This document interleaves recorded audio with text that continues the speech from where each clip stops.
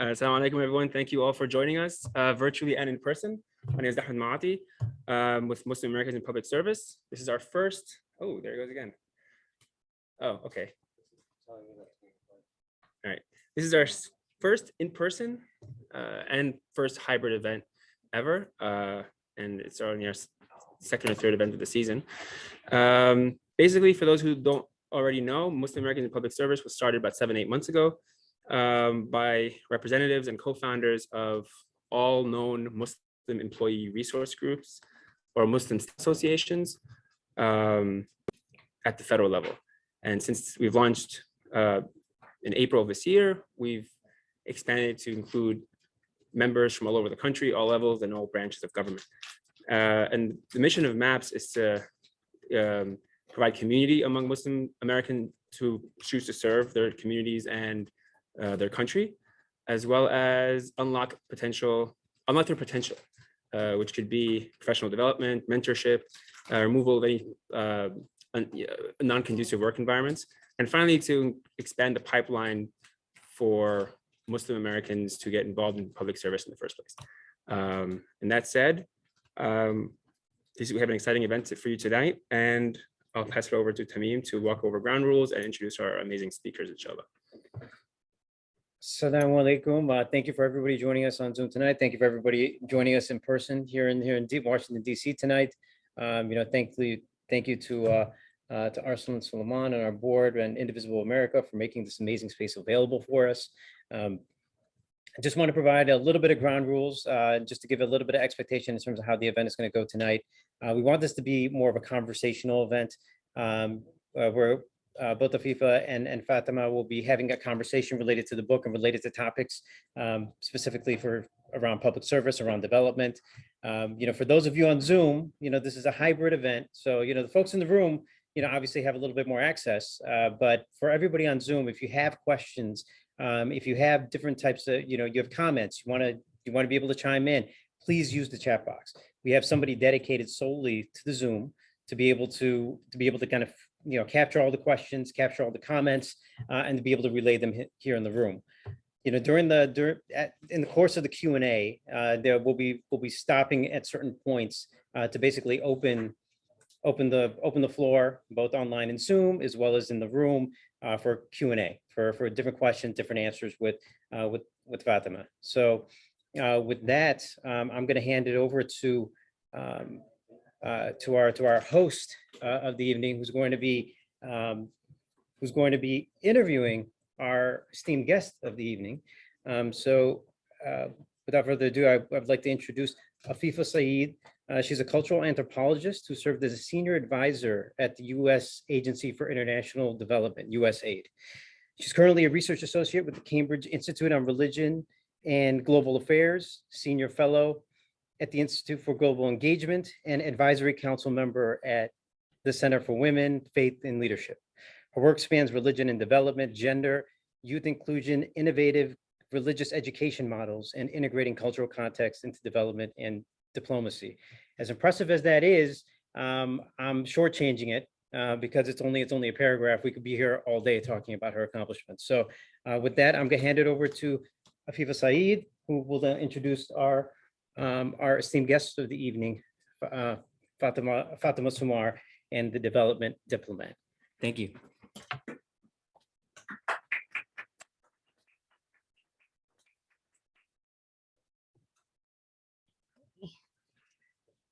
Hi, Fatema.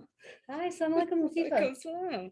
It's so nice to see you because I haven't seen you for so many years. So I it's know, really nice to see you in person again. We had to do all this just so we could have a conversation together. Well, we're very happy to have everybody here, both in this very long table that we have here, plus everybody that's online. And Fatma made a trek all the way from Boston to down to here, which was Happy to be great. here. And I made a trek all the way out from Northern Virginia, which I think took longer than your Boston Yeah, trip did with the traffic. So we are excited to host this conversation. And I think, a lot of people have looked at your resume and, and your bio and all that. And I think part of what we want to do is, as we're talking, you're going to be, excuse me, you're going to be bringing up some of your biography in real life. And I think that's what's really important too.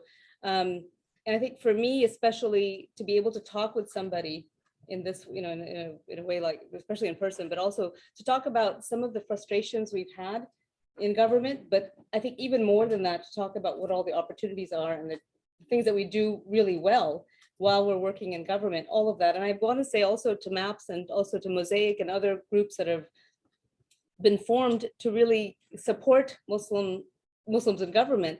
We didn't used to have that way back when, right? And I can now say, age-wise, I'm probably older than most people in the room, and my claim to fame is now I'm a grandmother, so I get to really tell you all what to do now because I have that seniority. But I think, being able to have these conversations and then have beyond the conversations to have something at hand, which is a book, right? Or which is the think tanks and other venues we have for not just sharing the information, but going next level with it and really thinking about what do we do with our experiences. And the other thing that I was thinking through too, as a preface to the conversation, is longevity. And that we've had those of us in government for a while now, and we're able to put these markers and say, yeah, we've been there, done that. And now we have that, not just authority, but we have an authenticity to what we bring to the table, right?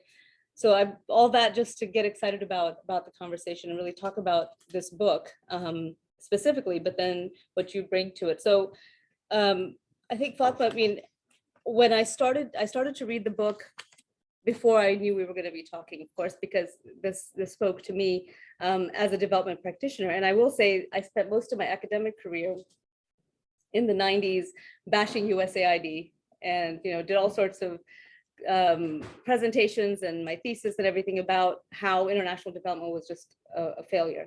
And my focus was on grassroots development and why we need to really think about development in a different way. But then when I got into government and started to work within government, within USAID as a diplomat, because that's, we have to carry those two identities, I think it really helped to understand or to figure out where do those things fit in together. So I don't know if we could just start there, in terms of even the definition of these terms, and then what do you see as helpful to you while you were going through this journey? And I know you outline it all in the book, so I think it's great if you wanted to pick up any of those pieces, but just in terms of the terms, and then I want to get into a little bit more personal. So first I want to say, and I'm just looking around this room, and also for those of you down here, I know it's this beautiful conference room in this long table. If you want to come this way so you can come see and feel more connected, please feel free to do that. I want you to feel really comfortable. I want to just say for those that are online, thank you so much for joining. We're in this beautiful space here at Fully Hogue. Thanks so much to Arsalan. Where's Arsalan? Where's Arsalan? Oh, Arsalan. Can we give him a round of The other applause side of for the helping us put this beautiful space together. I'm so indebted to MAPS, to Mosaic. When I started my career in government, none of this existed. And this group here around the table and online, like this was not a thing. This was not a thing. So first, I just want to say, I don't take this for granted that we can have a community of both people who are in service, but others who want to support us who are in service, right? To make sure that we have pathways that actually work, because these communities did not exist, I think, when many of us started our careers, Afifa, right? Fair to say, right, back in the day. So to MAPS, to Mosaic, to all of you, I'm really grateful you took the time in person, online, to join us here today. So let me tell you a little bit, Afifa, of how I came to this journey, because I didn't plan any of this. And it was quite accidental, actually. And I have a story that may be very similar to a lot of your stories or your parents' stories, depending on your own journeys, which is quite simple, of a South Asian first-generation immigrant whose parents, came over in the 70s to the United States and left really, came out of generational poverty back home in India, in Malaysia, and their countries of origin. And when they came here, it was on a gamble and a chance, like many, many stories that either you're familiar with because your parents or you went through them, or you've heard through friends and others. And that very much shaped my experience about wanting to think about my role as I grew up, not just me making it for myself or for my own family, but thinking about how do we create pathways for others to make it all around the world. And because the United States is my home country, what role could the United States have for others as well? And so that the journey doesn't end with my family or with me or with my kids, but that there's opportunities that we pay forward all around the world. And that really is what drew me to service. And I thought I would just start, Afifa, with a little story that's in the book. And for those of you in the room, I've left a couple copies. Feel free to kind of skim through as we're talking, if it's of interest to you. And I'm happy to sign and sell copies at the end. But I'll start, if you're in the room with me, or if you're online and if you have the book, I'm on page 51. And the book is called The Development Diplomat, Working Across Borders, Boardrooms, and Bureaucracies to End Poverty.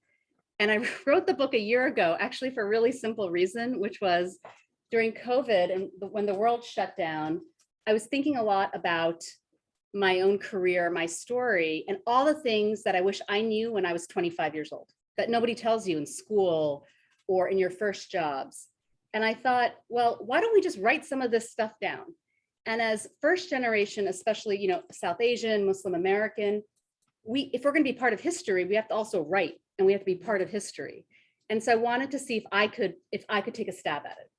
And so this is my attempt. You guys can tell me if it works or not for all of you in your own journeys. I wanted to share with you a little bit about how I got to where I am today. So the book on chapter 1, this is page 51. It's called Driving the Road to Fight Poverty. And it starts with a discovery on the New Jersey Turnpike. I found my spine and life's calling on the New Jersey Turnpike as a child in the early 1990s. We were heading south away from Exit 9 and the crowded strip malls and diners that dot Central Jersey. My father, Zahir Gunja, confidently drove his beloved Toyota Previa. Anyone know that car? Yes. This bluish gray van, more akin to a humpback whale, represented more than a car to him. It proudly fit all 4 of his daughters, his doctor wife, his patriarchal father, his special needs brother, and probably half of our visiting relatives from India if we ignored seatbelts, which we did. It was the early 1990s after all. The van symbolized hard-fought middle-class status, breaking from the generational poverty he experienced for most of his life. The Previa was his manifestation of the American dream. Without warning, my father steered the car into the shoulder of the New Jersey Turnpike, coming to an abrupt halt as cars whizzed by. "Papa, what are you doing?" "We can't stop here. It's dangerous," I cried out. "Nothing's wrong. Calm down," he replied. "It's Zohar Namaz time. We are going to stop here for our afternoon prayers." "We can't do that," I replied aghast. "Everyone is going to stare at us and think we are weird." "No one will even notice they're driving so fast.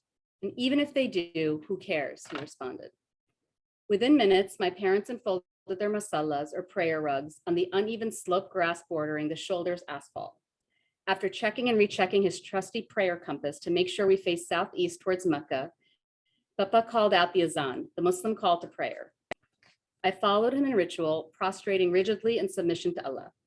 As I prayed outwardly, I seethed inwardly. I hoped none of my friends could see me.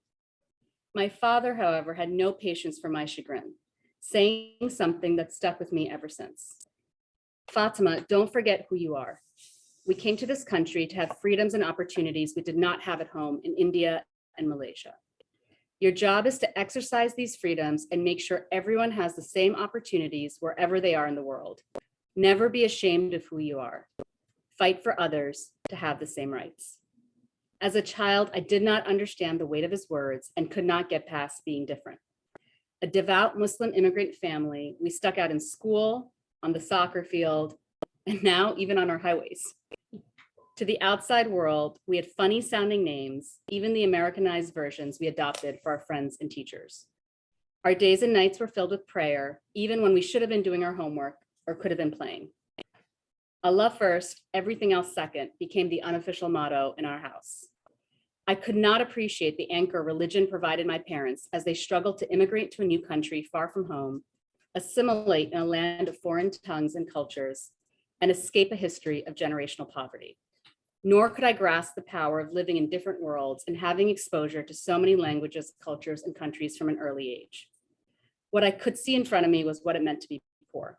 Whether in Central Jersey or halfway around the world in Asia, I recognized the differences between people who had fancy houses and cars and those who struggled just to make ends meet.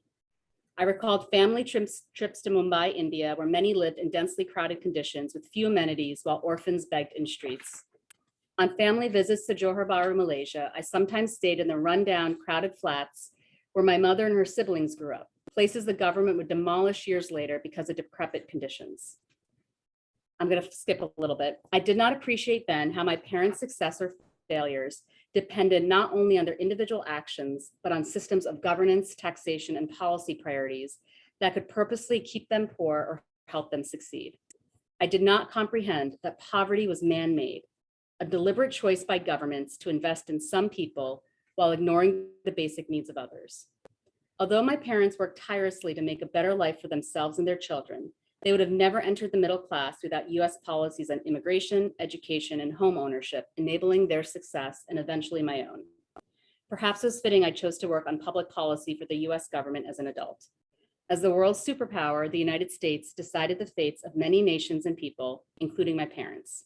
I wanted to influence this power for good.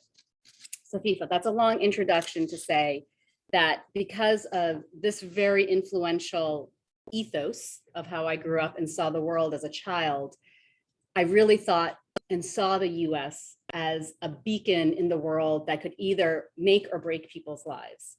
And I didn't give it a whole lot of thought of what field I would enter beyond wanting to somehow have impact. And so I started out in international relations and foreign policy because it sounded cool. And when you think about foreign policy and you talk about the difference between development and diplomacy, so foreign policy is representing a nation's interest to other countries around the world. And that's largely where the diplomatic corps is housed, right? So here in the United States, at the State Department, you have your diplomatic corps, foreign service, civil service officers. On the development side are people like your career path that you chose to work at, you could work at NGOs, you could work in civil society, you could work at USAID, which is the US's largest development agency. You could work at multilateral banks, you could work at the United Nations, right? And there you're really looking to break and escape poverty at scale. Those worlds aren't the same worlds, actually. Foreign policy and international development are actually two different worlds. And my book and my career is the story of somebody who kept flip-flopping between these worlds of foreign policy and international development, which is kind of an odd thing to do. Actually, most of us in our fields don't do that, right? You kind of you pick your field and you stay in your lane. And for lots of different reasons that I explain in the book, I went back and forth. And as I did that, I realized it's the space in between where we can actually break through transformative poverty. But most of us are not trained or understand the other. We're trained in our own silos from our training in college, graduate school, our first internships, our jobs, and the incentive system for us as we get promoted and as we move up in our careers to learn about the other diminishes over time. And we go deeper and deeper in our silos.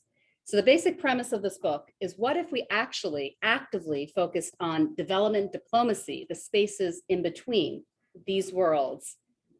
Wouldn't we have a better shot at breaking out of generational and transformative poverty?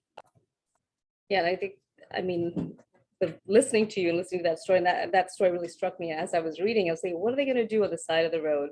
Because this is starting to sound familiar more and more. And I think that's what's amazing about this kind of story sharing, is that we connect on that very visceral and sort of intrinsic level, and how that affects everything that you're doing post, right? And the question, or almost a challenge your father put to you, which is, what are you going to do in light of what you're supposed to do? And I remember I was mentioning to you when I had to sit down with the governor of Jalalabad in Afghanistan. I was working with PRTs, and he sat down with me and said, daughter, Dukhtar, what are you doing? Why are you working for the US government, right? And you should be working for Kashmir, because that's my home country. And I sat there for a minute and I thought, and I said to him, I said, well, I've been taught from my faith to make better wherever I am, and that I live in a place because of God's will. And I had, using the religious terms, and to explain to him that I am an American working for my country because I believe in what my country's potential is. And so it was really interesting back and forth. But I think, going back to what you're saying is the genesis of your story, of your origin story of where you're getting into, and trying to figure out how do we, while we're working in government, keep that sort of lamp lit on why we're doing something, right? And I think the challenge you're talking about, these silos, is for sure it makes it harder to do what you really want to do. And I know lots of people, whether they're here in the room or online, get frustrated and get a little bit sidelined, because then, if I can't make the world a better place in what I'm doing, then how can I do it? So I was, thinking through, and I was skipping to the end of the book, which is where you get these, great recommendations. You have 20 recommendations that you make. And I wanted to just kind of touch on those because they're so important in and of themselves, but they come from that origin of what you wanted to make things better. So you talk about these recommendations for, being able to have diplomats that know about development, and development folks that know about development. And I remember the specific conversation of PRTs. So PRTs would be, you had state. Provincial reconstruction teams. That's right, yeah. That's the whole, we keep talking acronyms. acronyms. And the provincial reconstruction in Afghanistan, that was the whole conversation, was here we have state, right, which was doing the policy stuff. You've got DOD, which is doing defense, and you've got USAID, which is doing development. And this was supposed to be this answer to all of our issues, which was, let's see how we can all come together and work together, because we have to do it for the betterment of the work we're doing. And there were some challenges, but there were some great examples of when that did work. And it did work because people were putting themselves out there and saying, hey, I don't know what I'm doing. I need your help, right? So let me survey this room for a moment. And if you're online, you can participate in the chat as well. So how many of you here are in foreign policy careers?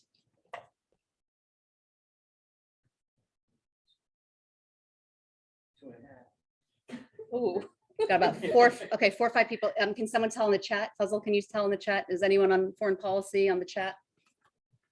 Got one. One. Okay. So let's stick to the foreign policy folks for a moment. How many of you have done development jobs in your careers? Michelle, you're putting your hand on foreign policy. It's so interesting that you're putting your hand on that, by the way. I want to contest that, but how many of the foreign policy crowd have done development jobs before? Two. How many here are in development? On the chat? Yes, we've got a couple on the chat. Okay, a couple in the chat, about 4 or 5 in the room. How many of you on the development side have had foreign policy jobs? We've got a 0.5 and a 1. And the chat? Yep. Got 2 in the chat. Okay, so Aleem, I'm going to put you on the spot for a moment. As someone who's worked in the World Bank and civil society, are there a lot of incentives on the development side? Because you've been a lot in the development space. Are there a lot of incentives to move over in your career to do foreign policy? No. Aleem is saying no, if you can't hear him I'm saying that for the online folks. How come? It's not really seen as being credible as a way to advance your career in development. Aleem is saying it's not seen as credible as a way to advance your career in development. And I think that's on both sides of this equation. And, I want to go back to the public service piece. When I joined the US government, I joined right after grad school in 2005 and then 2006. And this was the height of the war in Iraq. And in many ways, I'm the generation of like the post 9/11 child generation. I mean, that really shaped, I was in college, right after college when that happened for me. And that really shaped my identity as a Muslim American. I actually don't think I thought of myself as a Muslim American pre 9/11, actually at all. Like that, it wasn't as much of an identity for me, but then we were forced, many of us, in many ways after 9/11 to own that identity. And when I joined the US government, it was like, I felt that identity, in many ways. And up to that point, I had been studying the Middle East in college, in grad school. So I studied at American University of Cairo, I studied Arabic, I was all around the Middle East. And then after 9/11 happened, I was like, I don't want to be the Muslim working on Middle East policy anymore. That makes me really nervous. It just made me really nervous at that point in time. So I switched gears to the more South Asia, Central Asia side of shop. And as I did that, and when I joined the State Department first, and my career is one where I've gone from the State Department, then to Capitol Hill, where I worked in the Senate for 5 years, then back to the State Department, then I joined one of our development agencies, then I joined civil society, and now I'm back in government in this administration. As I did that, I realized that I was really proud to serve and work in the US government, but I had to kind of navigate my own identity in my own space in that journey. And even to this day, so, at this point in my career, I've been to over 60 countries, more than half of them representing the US, often in senior roles. I do oversight of billions of dollars of aid all around the world.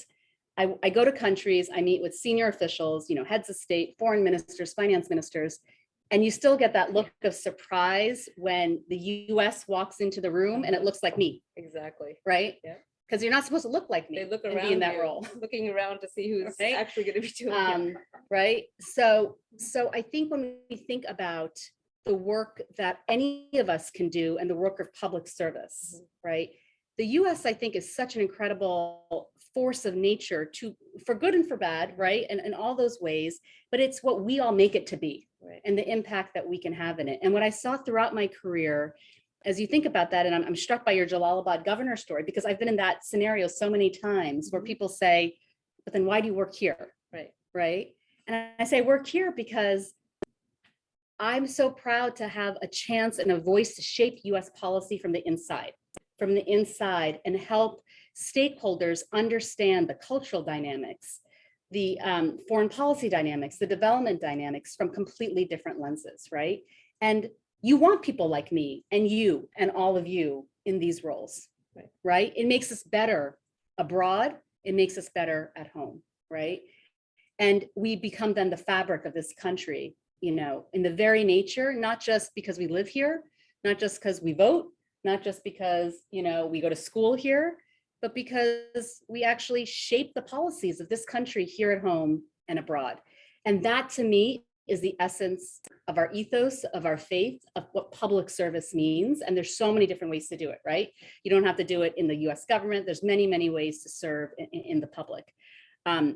US government has been mostly my journey of my career, which is one of the ones that I wanted to kind of talk and write about for what that looks like. But certainly, even when I worked in the Senate for 5 years, very few people look like me in the Senate, right? I mean, very few members look like anything like anyone in this room, for sure, and the staff as well. And so even navigating those spaces in a post 9/11 world, in some ways was really hard, but in some ways created a lot of opportunity to educate people also about a different way of looking at the world that wasn't so intrinsically black and white around Muslim identity. I was just remembering how we've been in some meetings together with AFPAC. Ambassador Holbrook was there and others. And I remember being in the meeting and you walking in. I'm like, oh, somebody else, not just that looks like me, but also that we can bring to the table a vast amount of information, but also perspective, right? But that is a lot of responsibility. Like you're saying, you didn't want to be the only person that everybody would go to for a specific issue. And sometimes that does happen. And I know, I've talked to folks who, just because they're from XYZ country, they're now the experts on that within the government, or unfortunately, some people put themselves out to be the experts on an issue too. So there's that fine line of how do we make sure that we are representing authenticity, from the topics and the issues we're addressing as well. I think that becomes a concern of how much we have the training for and how much connectivity we have within that. And I think that kind of comes to this this question about capacity building within the U.S. government. I know a lot of the things that I was working on within USAID, but it was interagency, was building the capacity, for example, for religious engagement, because we have the establishment clause, so suddenly we're bound, we can't talk about religion, right? So we had to really tease that out and get general counsel to look at it very clearly, put out a whole bunch of different internal notices, but also build capacity of people to understand what the establishment clause really means in their work in development and diplomacy, right? So I wonder about the recommendations you make and how much capacity building is an issue within whether there's development or foreign policy, et cetera.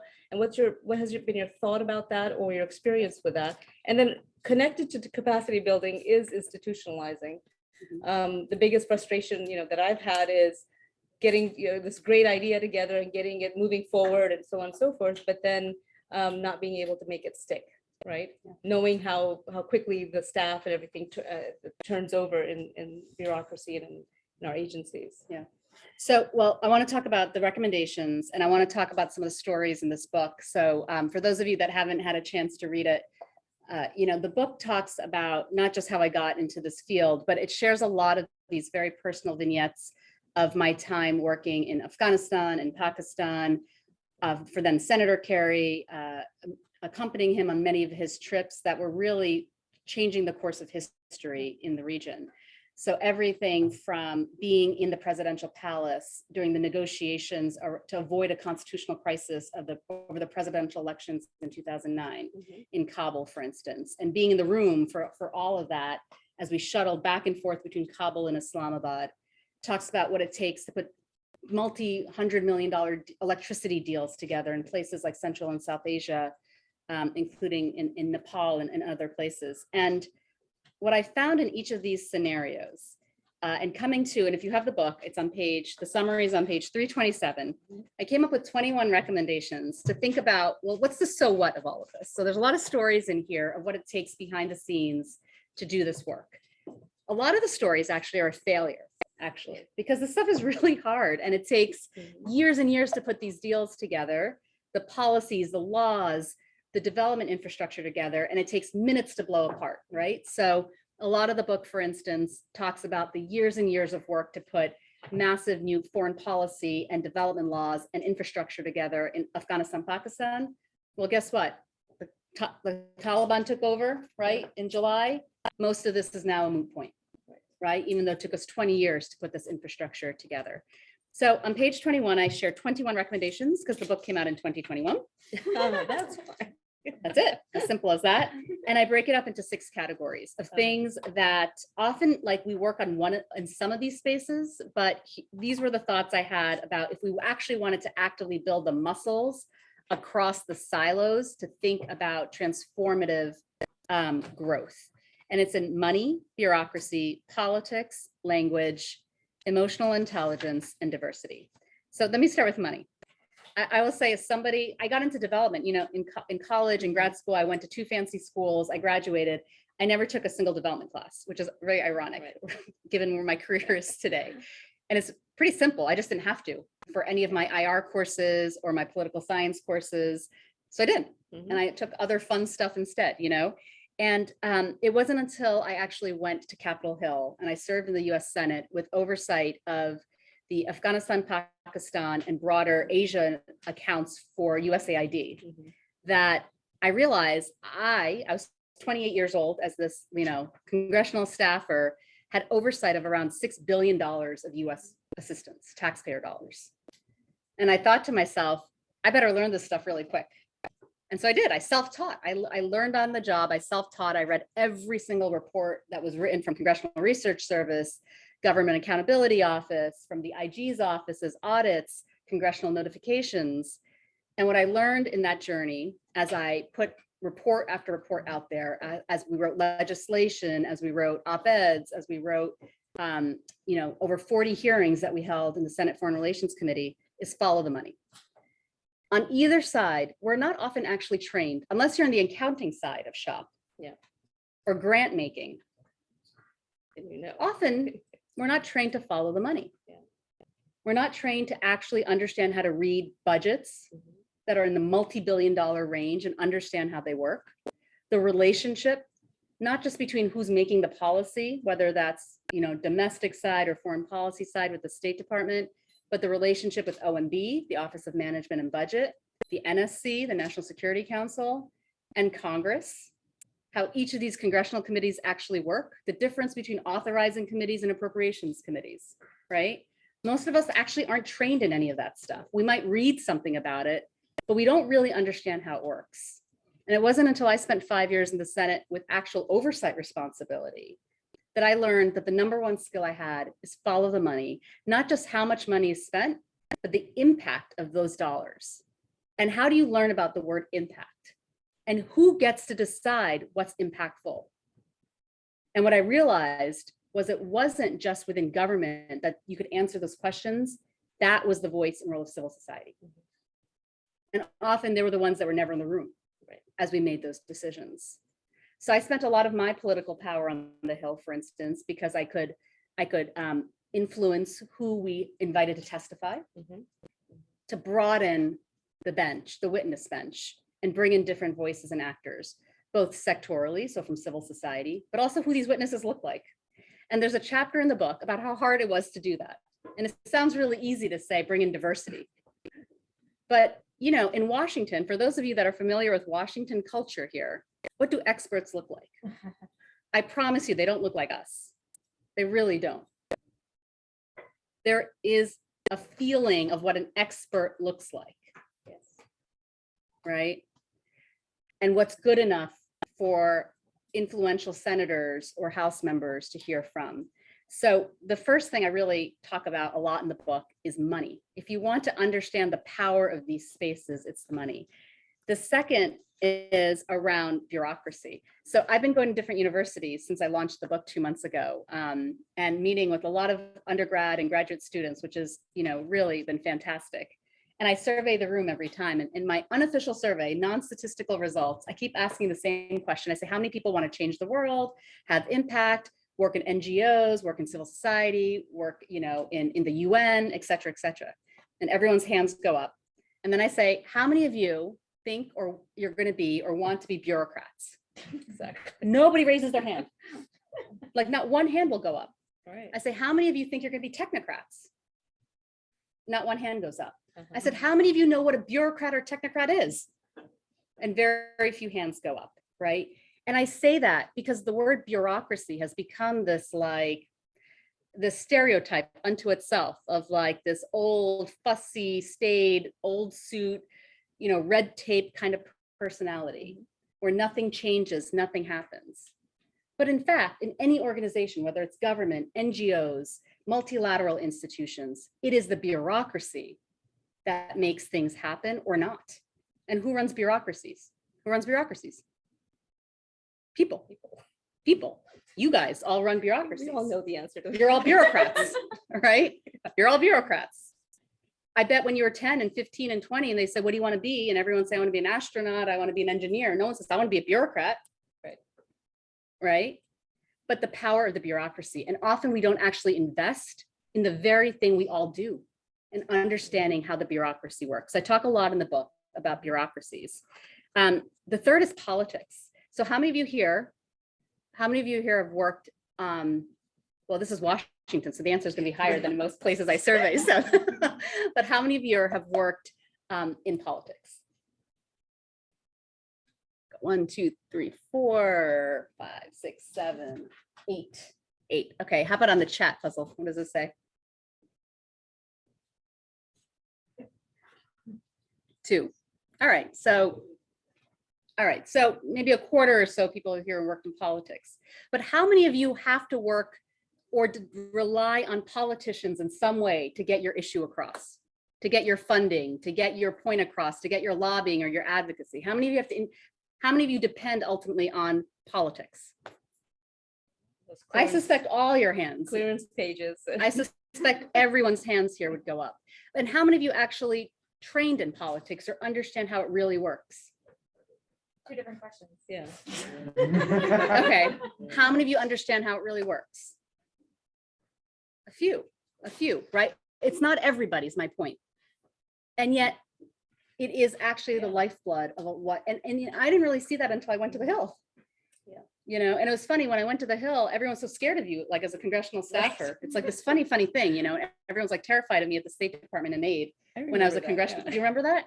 Every time I asked a question Right. and I couldn't get a response for like weeks. And I kept calling, well, what's the answer? And they said, we're clearing it around the Exactly, building. They literally are, because they don't know Right. what- And I was like, they I'm just don't know what the asking right a simple answer is. question. Yeah. What's the answer? Right. And there's that fear in some ways because you don't really understand it.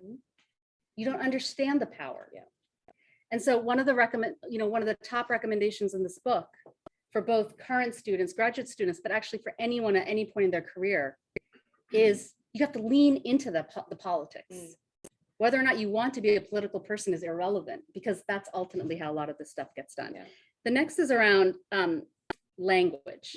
So I'll ask the same question I'm asking a lot of the students that I speak to. So when you think about language, what comes to mind? This is not a shy crowd. Michelle, what comes to mind? Spoken languages. Spoken, like what? Like, First ones I think of are English, Arabic, etc. okay, English, Arabic, Chinese, French, yes. Anything else? Body language? Body language, anything else? Writing. Writing, written language. On the chat, Alphabet soup in our line of work. oh, Yes. acronyms. Acronyms is And that's language. exactly right. It's exactly right. When we train, we think about language in our training when you're in high school, college, graduate school, at FSI, any of your training grounds. We often think, oh, I'm deploying to Nepal. I'm deploying to El Salvador. I have to learn Spanish. We don't think about language beyond actual, sometimes spoken word or written word. And in fact, language is around language of bureaucracy. It is the acronym soup or the alphabet soup. Language is one around culture. Language is, who said body language? I mean, body language, right? In the COVID environment, language is actually how to engage with Zoom and these screens, and actually to like, what do you do when you can't do this in person? And how do you have a negotiation on a screen? And how do you actually connect with people on a screen, right? But we're not taught these things often in our careers. And it's that space in between where culture breaks down, politics break down, where then we lose the deal. And not because it's not the right thing to do. Right. But we don't actually understand how to communicate. And I'll just finish off really quickly on emotional intelligence and diversity here, which are the other two buckets in the 21 recommendations. You know, emotional intelligence, Afifa, you know, there's a huge debate, like, can you teach emotional intelligence, or is it an innate, you know, nature, nurture kind of thing? I would argue that, look, some people are going to have it better than others, right? For some of us, it's easier than others. But for all of us, it's essential to hone in, to kind of to lean in. And there's two chapters in the book around the best training I actually ever had was not in my school, graduate school or curriculum or any of that stuff. It was watching then Senator Kerry in action. And to me, he, you know, someone who worked with him for 5 years behind the scenes, he was the most brilliant diplomat I've seen in my entire life. And he was brilliant, not just because he's incredibly smart and remembers everything he's read and can piece together world history. He's brilliant because he could read emotional intelligence and he could play off of that. And he could play off of body language, culture. He could play off of fear. He could play off of understanding that if I'm negotiating with you and you're representing your country and I'm representing mine, maybe I have official talking points to read and you have official talking points to read, and we're negotiating off of these pieces of paper. But the real sticking point has nothing to do with the official stuff that we all spend hours and hours on paper clearing. You're really worried about your legacy. Yeah. You may be worried about getting shot. You may be worried about losing your next election cycle over this because you look weak. And is any of that on our papers? Do we appreciate who we're talking about, what motivates them? And that to me is emotional intelligence. And that to me is what, in the development space, when we're talking about transforming people's lives, we have to understand people and what motivates people at all levels.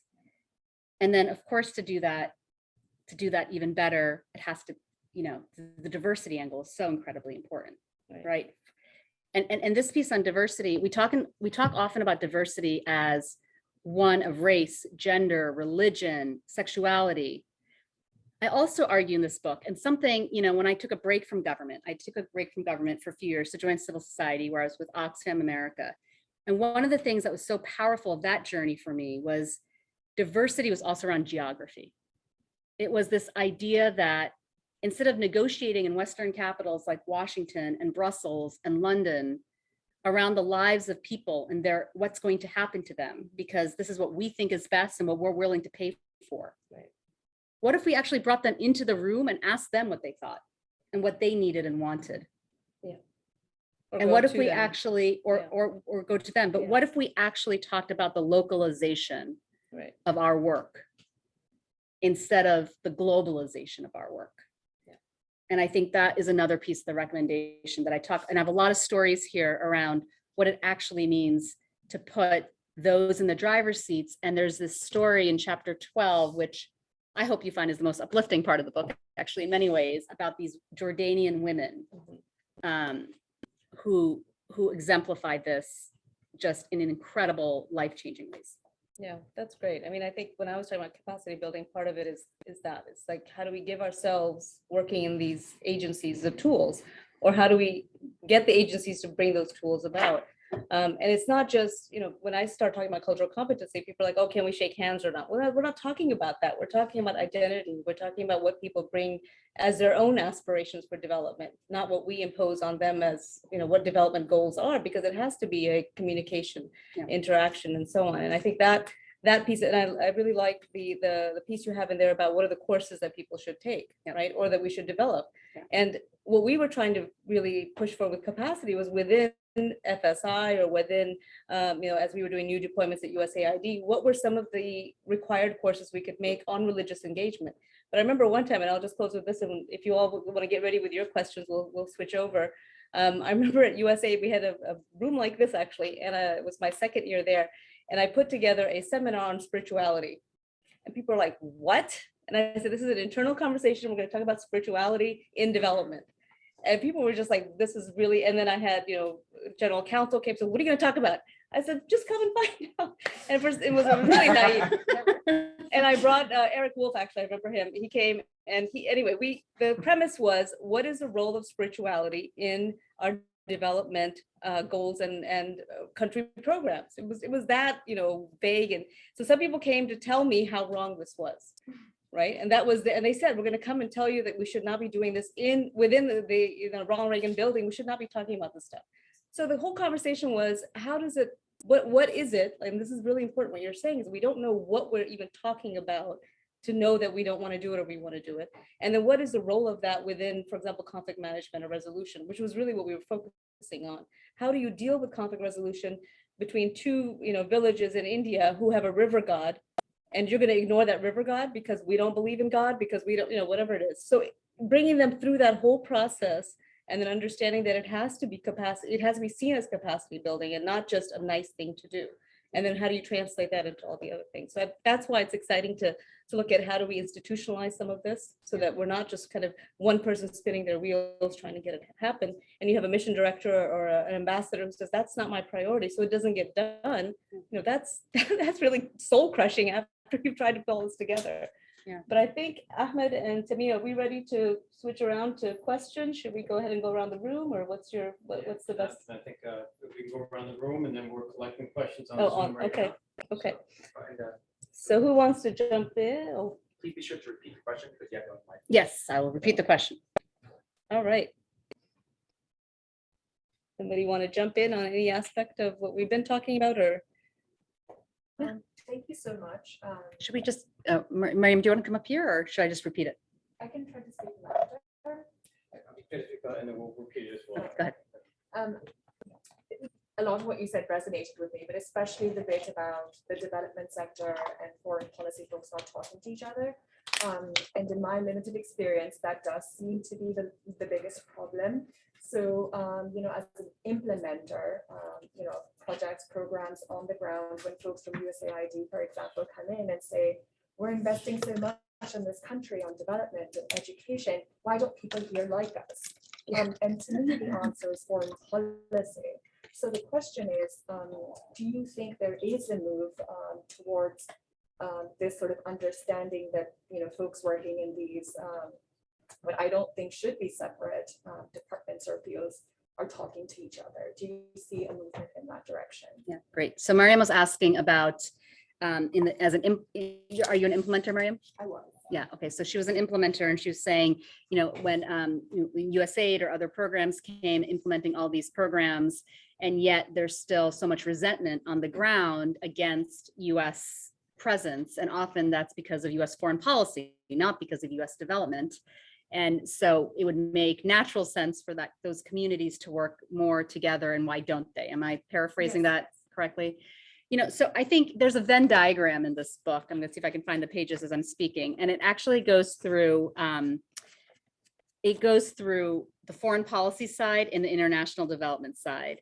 And when I started putting this Venn diagram together, it's on page 63 of when you think about anti-poverty initiatives and you think about foreign policy community, and then you think about the international development community, some people would think, well, that's very obvious. Everyone cares about fighting poverty. Like that's an obvious thing. So it should, wherever you sit on whatever side of the equation you sit on, we should have the same goals. And in fact, as I started mapping it out, to me, the the space in between, and I'm gonna see if I can, it looks like this. It's not very big. It's not very big, actually, the overlap between the two worlds. And it's not very big in some ways, not because everyone doesn't want to fight poverty. I actually think that's a shared goal. But what are the incentive structures? They're very, very different on both sides of the table. And this is what this Venn diagram tries to lay out. So in the middle of it, what you do have in common is maybe you can agree that you have something, an incentive to work in this geographic area. And in fact, my experience working in the Senate, that's the reason we had $6 billion. And it was, I think, in 2009, the fiscal year 2009 budget, if I remember this correctly, we had $4.1 billion just going to Afghanistan for USAID, which was more than almost like everywhere in the world combined. Right? Now, were we in Afghanistan from a poverty perspective because we cared more about the poverty in Afghanistan compared to the poverty in other parts of the world? No. No, we were there because there was a US war in Afghanistan. And the philosophy was that you couldn't just win it through guns, and that you had to invest in the very people and help rebuild this country. So the aid budgets all went skyrocket high. Iraq, Syria, same justifications, right? It's not because they have the highest poverty in the world and that's where then our aid budgets necessarily go, right? So first is sometimes you'll get synergy around geography, but then even in those cases, what do you do with that synergy? How much funding is available, the donor community, and then support from other country partners. And so Mariam, to your question, I think a couple of things happen here. If you look at this Venn diagram, depending on where you start your career and where you are, right? You're literally on the left or the right of this equation. And when you have to work together, which you do, and I do think the foreign policy and international development community, I work this space every day, and I work with the State Department every day. I work with US embassies and ambassadors every single day. We couldn't do on the development side any of our work within the US government without that strong partnership, right? Our success is a joint success across US government. It has to be in the way our model is formed. But the way we do that, my job is always easier when I'm sitting on the development side, when I'm working with my counterparts in a US embassy or the State Department who understand how development work. And some do really, really well because they were either trained that way, maybe they came from the development community, they have extensive experience with my agency, right? And my job is 10 times easier because I don't have to start at the basics. But the converse can also be true, where you can be working with people who have very little experience with how development works, how contracts work, how grants work, right? And you can get there over time, but it's much, much harder to do. Now, on the flip side, I've worked in the development space for many years, including in civil society, where I used to always say to people, well, let's reach out to the State Department or our US embassies. And I would be like, oh my God, why would we do that? Why would we do that? Yeah. We're the development people. Right. And we can't show that we don't know something. We're not political. Right. We don't want to politicize the aid. Right. So we're not going to engage with them. We're going to do let us just put our heads down and do what we do. We don't want to get caught up in all of that. Right. And I've seen this, including in civil society, where you're trying to implement a lot of these programs, the US flag or whatever donor flag. I mean, I'm talking about the US, but this applies actually to any major donor of any major country or multilateral space. There's often not that synergy and that understanding. And so it's on both sides of the table. And I think, Mariam, to your question, I think we're getting better and better at this muscle. I've seen that actually, even over the last decade. I think this muscle is getting built and we're raising a new generation of people that get it. Once you see it, you can't unsee it, and I think we're getting there. But I don't yet see a collective intentionality around development diplomacy as a collective training ground, where you invest in that starting at FSI. You invested that starting, if you're a USAID Foreign Service officer, how to negotiate with the Hill, how to negotiate with the diplomatic corps, right? And vice versa up front. So I think the room to formalize a curriculum, the room to formalize training, the room to formalize this understanding of development diplomacy, so it's not so accidental, right, is a make or break space. And I think, you know, today I'm really encouraged, you know, in the Biden administration, for instance, where, and many other spaces, also in private sector and civil society, you have this huge push around diversity, equity, inclusion, access initiatives. You have this huge opportunity right now to remake how we think about this stuff, right? Everyone's trying to rethink all of this right now in real time. So my offer out there is, let's rethink it with development diplomacy at its core and not accidentally. Because imagine if we trained an entire generation of development diplomats intentionally, not accidentally. Imagine if we had people who could fluidly go from the State Department to the World Bank and understand those spaces. Imagine if we had people who could go from parliaments to ministries of finance and understand those spaces fluidly, right? Imagine if there was incentive structures so that in your jobs and in your careers, you would get promoted faster if you had more understanding of the other. And that was rewarded in how you got promoted. In many institutions, that does not exist. That does, you may do it because you're personally interested, but it's not going to help you necessarily in your career in a formal way. And there's a difference there. There's a difference there in the formalization of these incentive structures. And I wonder too, Fatema, speaking to that, and we just heard it at the closing out of Afghanistan, there was a whole spin about we need to reflect. This needs to be a reflection time. And I think part of it is the more failures we have, so-called failures, you know, depending on whose perspective, but the more we have that, the more we can't not do this, right? Because then it's just repeating and so on and so forth. So I think part of that is in that mix as well. Yeah. And the fact that development as an institutional approach has not been around that long, relatively speaking, right? It's, you know, 60, 70 years in terms of US, whatever it is, but it's not been. So there's a space to pivot, and I look forward to all of us getting into that as well. Okay, I guess we can take a question. yes, please. From Zoom. Yeah, so first question is from Asif Chaudhry. This is a question for both Fatima and Afifa. Have you ever had to defend or advance a policy that you deeply disagreed with? For example, it ran counter to your deeply held values. And how did you deal with that situation? It's Asif. Yeah, so Oh, we have to repeat it. Yeah, no, I'll repeat the question. Yeah. So Asif, is it Asif who asked the question? Asif. Yeah, okay, so Asif asked the question in the chat. Thank you, Asif. Have we ever had situations where we had to defend a policy we did not morally agree with, and how did we deal with that situation? Did I paraphrase that okay? Yes. Okay, great. So yes, the answer is yes, where these are life choices we face all the time. I remember when I joined first the State Department as a junior officer, this was the height of the war in Iraq. And for me, this was morally really, really uncomfortable. I did not really understand why we were invading another country. I was young also, but I really didn't understand the policy. It made me feel very uncomfortable. As one of the very few Muslim Americans at that time working in the State Department, I did not work on Iraq policy. I did not work on Middle East policy, but that was the dominant piece that we were all collectively working on, and had downstream consequences for all those things.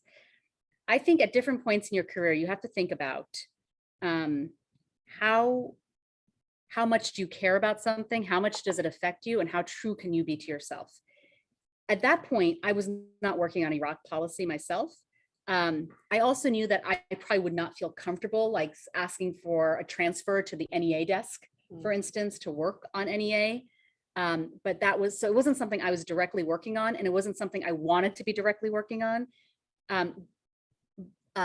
So I could still appreciate everything else the State Department did and what my world did, and felt comfortable enough with that, you know, and I could have views as a private citizen that could be at odds, but that was not going to enter into my public space. That's how I dealt with some of that conflict. I'll fast forward when I was more senior official, when I representing the US in many countries around the world at senior levels, when I got to a point where with political changes and changes on the US side of administrations, where I fundamentally did not feel I was aligned with the values of the administration, and it was my job to represent that around the world, I resigned. Right? And when a new administration came in, whose values I felt aligned with and that I felt comfortable representing, I was honored for the chance to kind of come back in and serve. So I think there are moments where you're going to have to pick and choose. You have to fight day to day. You have to make long-term consequences. And the advice I would have to all of you is, first, whatever you do in whatever career you do, is don't lose your moral compass. Actually, don't sacrifice your own moral compass for any job. That's actually really important. But also, you have to kind of pick your battles around, is this a fight you can have? Could I, like when I was a junior officer, was I going to change US policy towards Iraq if I had resigned from the State Department at 25? As someone who didn't even work on Iraq policy? No. As a private citizen, could I voice my own opinions appropriately? Yes. Right? And that's what I chose to do. It got to a point where could I, in all good faith, represent something I did not believe in? I had to make that choice. And so what I would say to all of you, Asif and others, is the way you can express your moral compass, you have lots of different options. Some will be more extreme, where you can resign from a position or an organization you don't believe in. Others will be, well, maybe I can't do anything about it in my day-to-day job, but in my private role, I can have a voice. I can be an advocate. I can push for something I believe in. You could have back channel diplomacy. I mean, I've had lots of positions in government where I may not automatically agree with something, but I know I can influence from behind, from within the bureaucracy. I can help make some of those changes and see if I can get it to be better. And I have, and I'm proud of those evolutions as well. And I think some of this is a humility at certain points of like, what is it we can actually do, and what's the right fight at the right time? And that's a choice I think each of us has to make.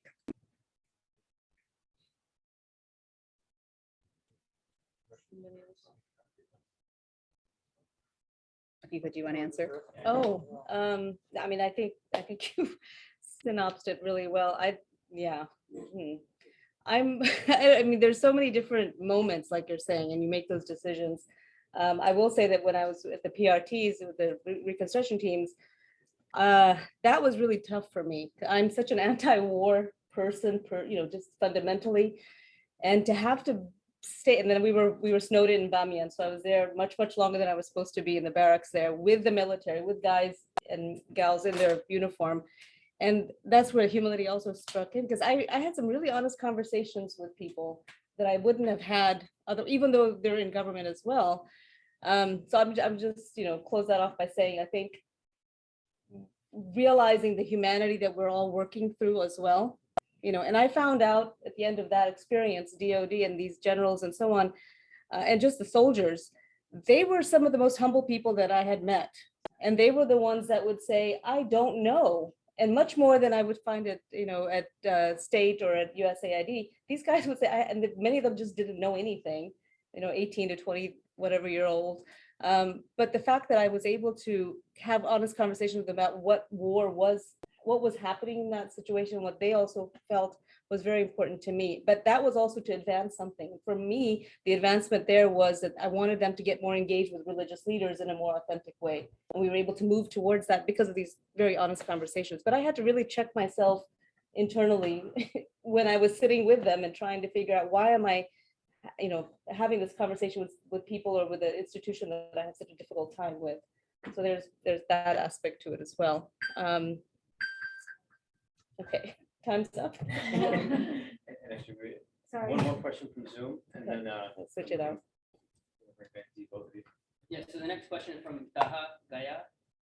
Within the 3 Ds of defense, diplomacy, and development, it seems like development gets the lowest prioritization.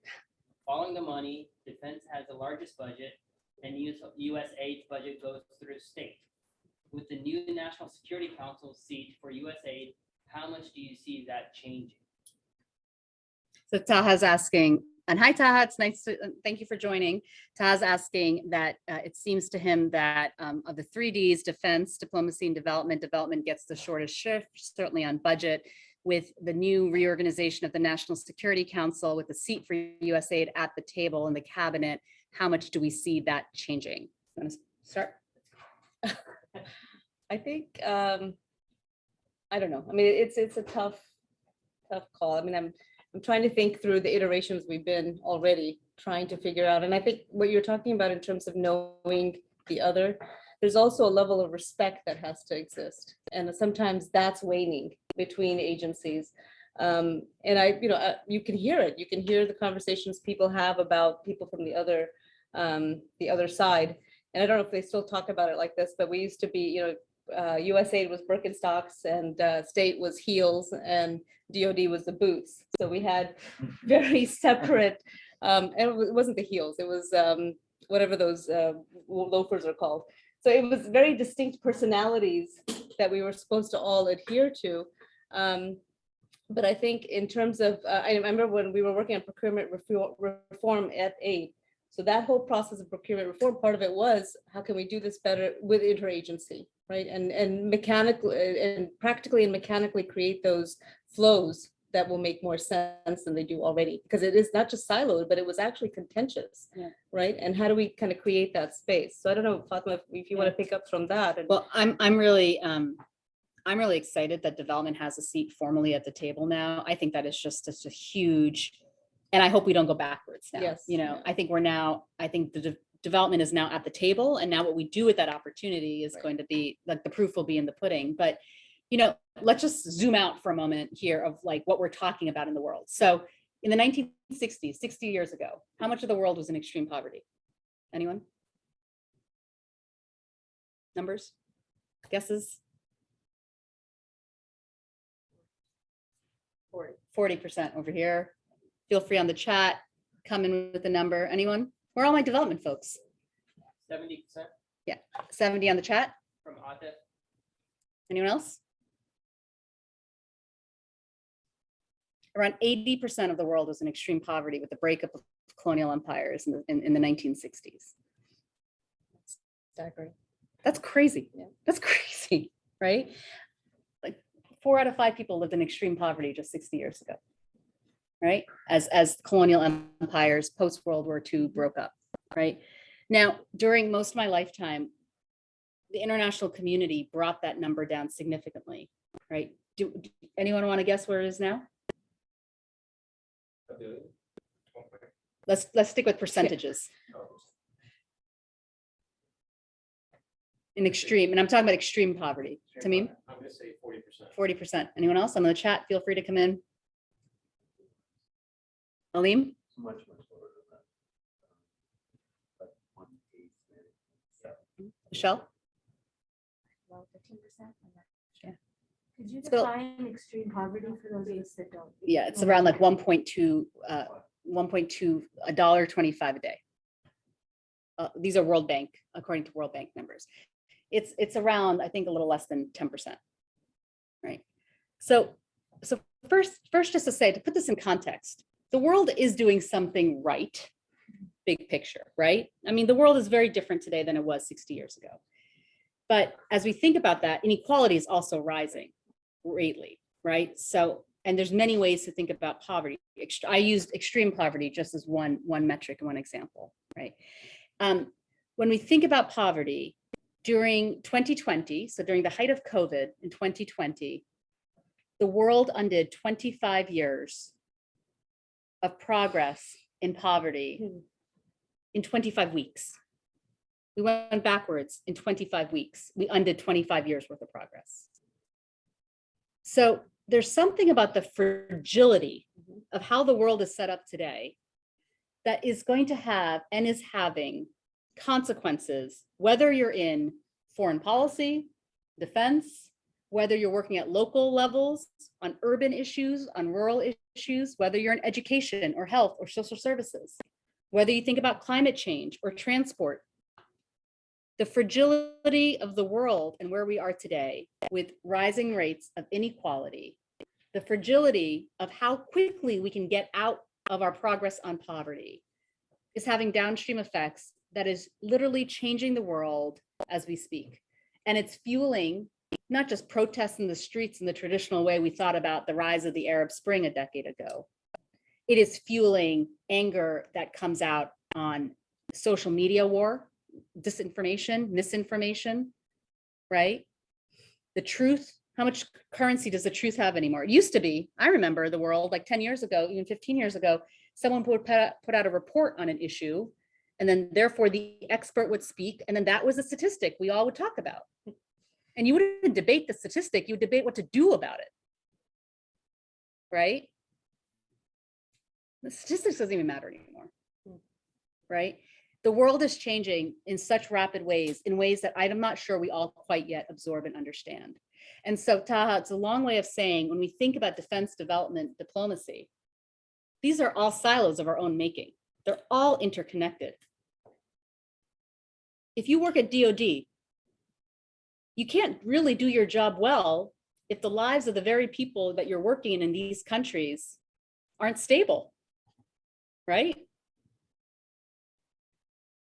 If you work on foreign policy and you're advocating for the best interests of your country, if the rest of the world's falling apart, it's hard for you to be in this like I win, you lose dynamic anymore, because the world is too interconnected. COVID, great example of this, does not care about the borders and the boundaries we've set up. You can put lockdowns here. It still shows up in 17 states, right? It's all interconnected. And so I think part of this is our lexicon needs to also change.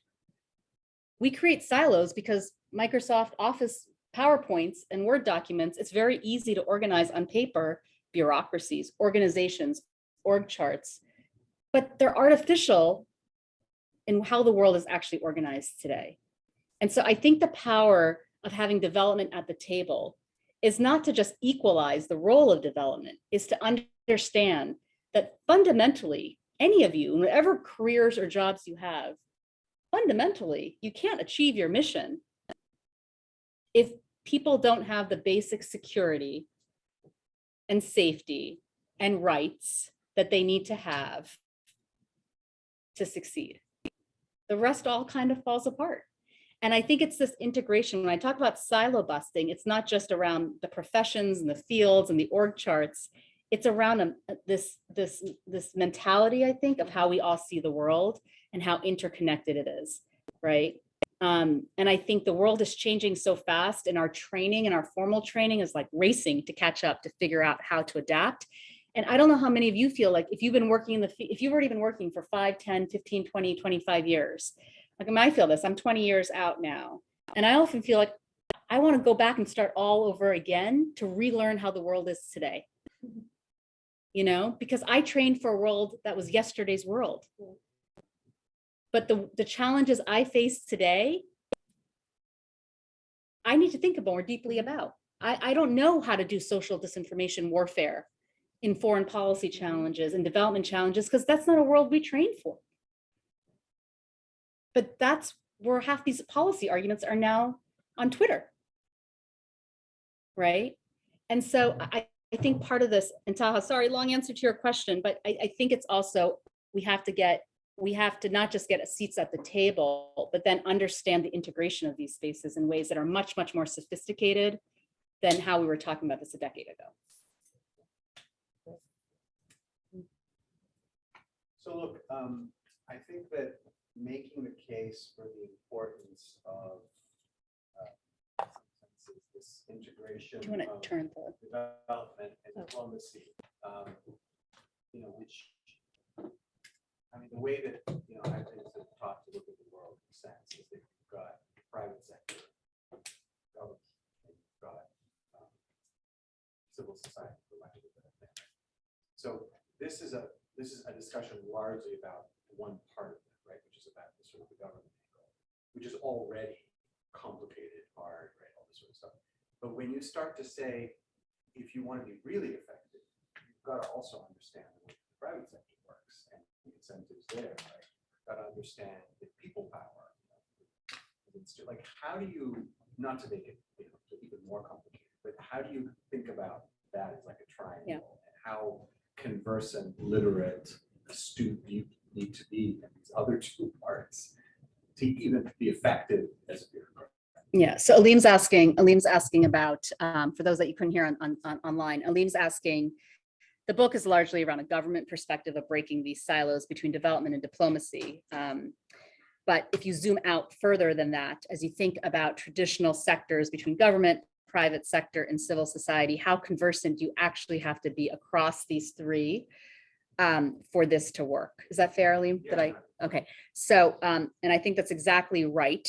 And I'm giving kind of like a microcosm here of one space, but as you keep zooming that out, it is these constant interactions. And I mean, I'll give you one example.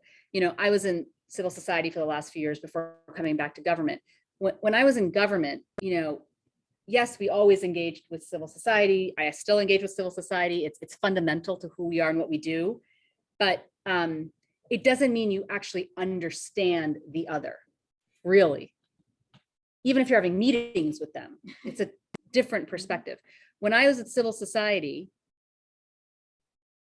a lot of what advocates were trying to do was influence, for instance, how governments made decisions. And then I kept asking, you know, people I worked with, well, how many of you actually have worked in government? Do you even know how it works? How can you influence something when you don't know how it works? And they're like, oh, I would never work in government. That's like, it's like the bureaucrat thing again, right? And vice versa. So when you add private sector, I think it's actually similar, right? And like, there's cultures here that are fundamentally not just different, they fundamentally do not understand each other. And the book talks actually in the recommendation section, these 6 themes actually apply, Alim, to these much bigger than government. The 6 themes really around, if you think about government, private sector, civil society, just as a moniker, as a way to think more big picture about actors in the world that affect change. We fundamentally know our silos and our worlds. And that's what we're good at. That's how we get promoted. That's how we get rewarded. That's who we're friends with, professionally and personally often, right?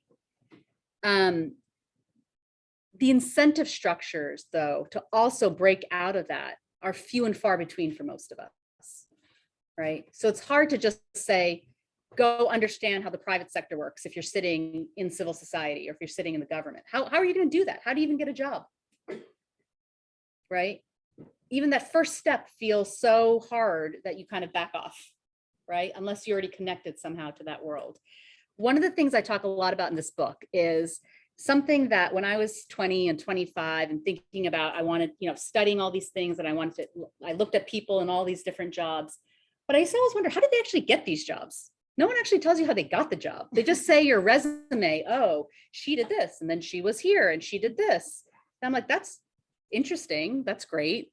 I wish they wrote bios that said, the way she got this job is this.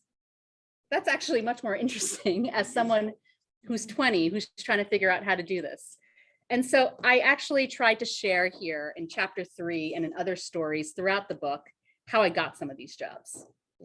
And I write that very honestly because it is a journey where I'm going across sectors and silos where, you know, and I didn't come from political networked families or families that had connections. I came, you know, my dad died when I was really young, single mom. You know, we were just in survival mode. That was my childhood, was survival mode. So we didn't come with connections and money and knowledge of any of this stuff. I literally came as that like naive, you know, wide-eyed little brown girl, 5'2" to Washington when I was 25, being like, wow, how do I get that job? Right? How do I do that? And, you know, and then I would call, you know, I'd call alum from my programs, I'd call friends, and people were like, oh yeah, I worked here and I worked here and I worked. I'm like, yeah, but how did you get the job? Really, how do you get the job?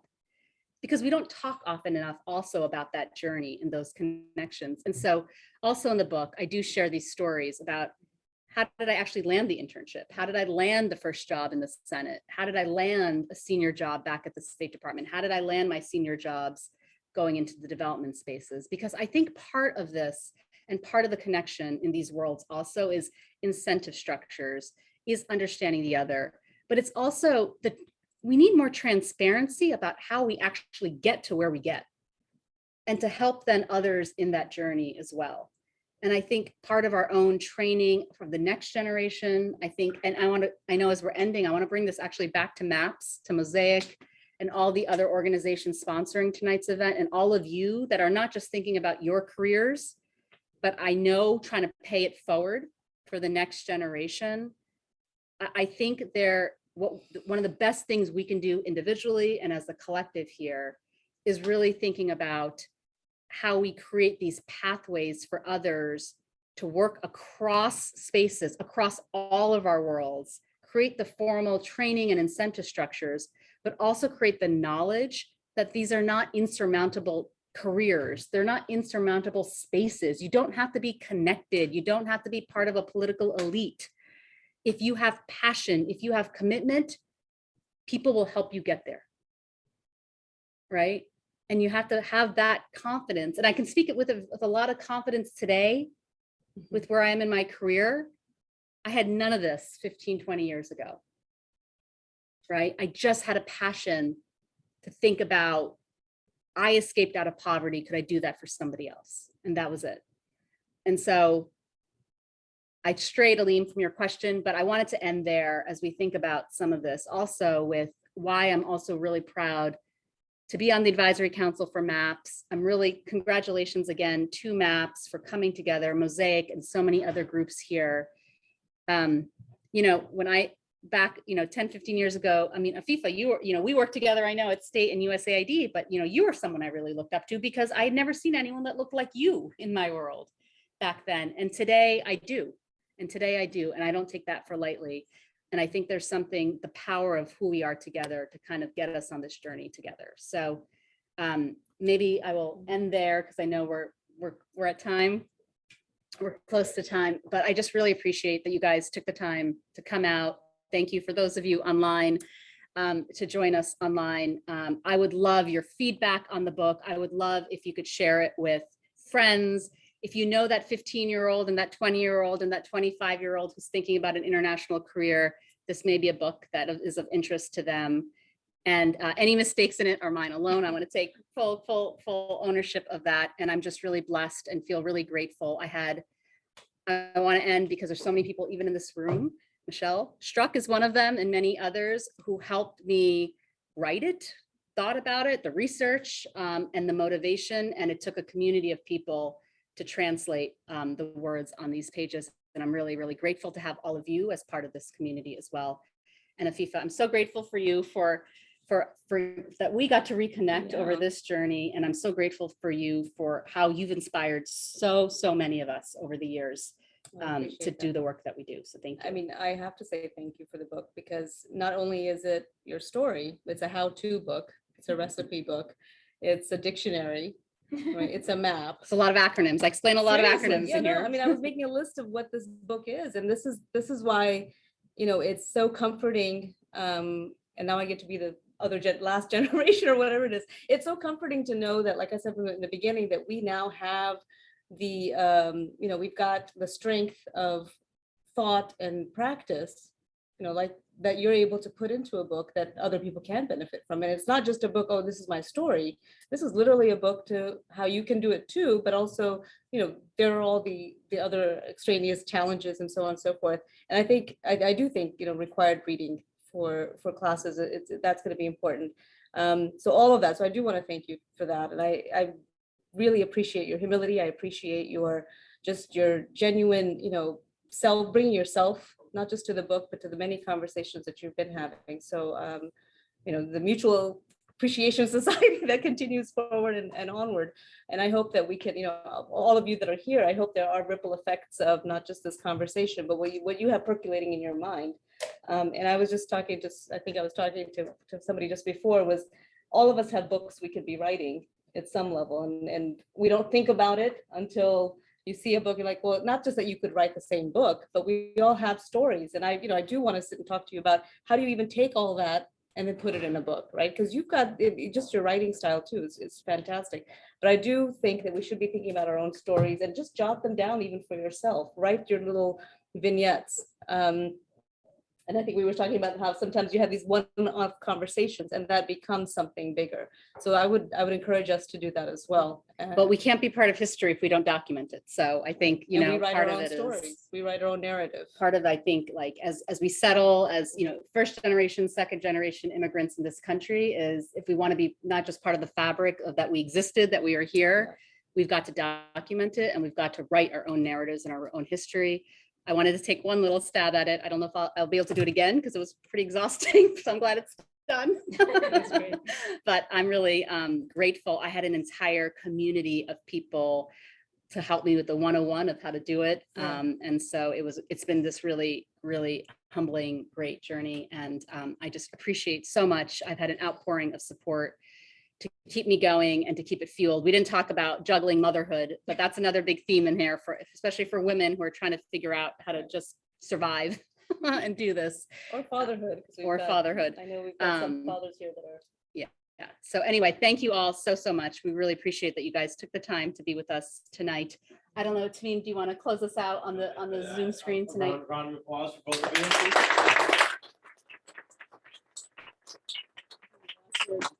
Thank you, everybody, for joining on Zoom. Just some quick, I guess, kind of housekeeping notes. Please follow us on mapsnational.org. We, become a member, doesn't cost anything. We'll definitely be posting events we have a full slate of activities coming up in the new year. We're looking forward to, hopefully, getting out of COVID a little bit and getting back into social reality or virtual reality, or however you want to look at it. But basically getting communities back together again and communicating with each other. Some other details, on the Zoom chat, we're going to go ahead and send a link out for Fatema's book. So please do check it out. And I think, also want to, again, thank Arsalan Suleiman for, giving us beautiful space, this beautiful setup to be able to host this event. And with that, we'll be sending out an email in the near future, just with general details in terms of, where we're going to post this particular interview, as well as future events, and a survey, because doing these hybrid events is very tricky. So, we're always kind of hopping from one foot to the next, and I'm sure we're not doing it right all the time, but we want to be able to get some feedback and make sure we do it better next time for all MAPS members and everybody who joined today. So with that, thank you, everyone. And for those that are in the room, please take some donuts, take some of the goodies, and then buy the book. And inshallah, we'll all be seeing each other, and we'll be in touch soon. Great, Thank you. Thank you.